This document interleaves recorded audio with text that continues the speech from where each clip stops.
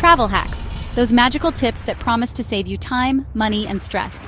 They'll change your life, or at least your Instagram aesthetic. Welcome back to Journeys of Peace. Here's the truth. I read what a travel writer for USA Today had to say. You know, someone like me actually educated to inform people on matters, not people just throwing around the word hack for clicks. The ironic part is, hack means dull, unoriginal content, which is exactly what these so-called experts, who are really just influencers, provide.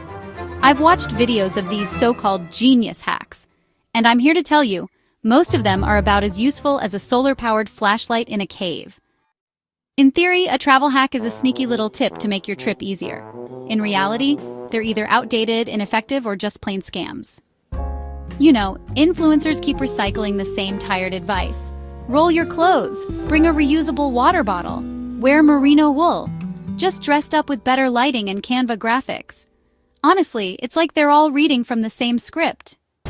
Okay, let's talk about the merino wool cult for a second. About 18 months ago, I caved, and then my mom said, "Don't bother. You want clothes that actually look like they were designed in this century."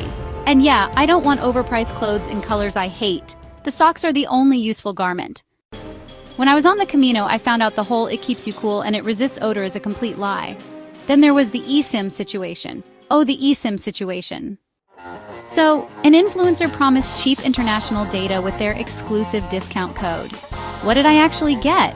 Well, an extra charge on my phone bill, the joy of still paying for roaming, and a service that honestly didn't even work. Once again, if you want to refund the $400 extra you cost me, Nick, my Cash App is in my links. I'd really appreciate it. According to Merriam-Webster, that influencer is what we call a hack, and not the helpful kind. Here's the thing. Once you stop chasing every shiny hack, you actually start traveling smarter.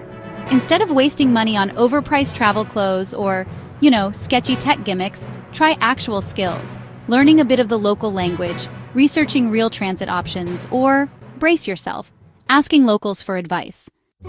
So tell me, what's the worst travel hack you've fallen for? Drop it in the comments so we can all bond over our bad decisions. And if you want real tips, watch my other video. Yeah, I have a few affiliate links, like with Tour Radar, which you can check out in the description and get $50 off your next trip using my code. But trust me, I make pennies.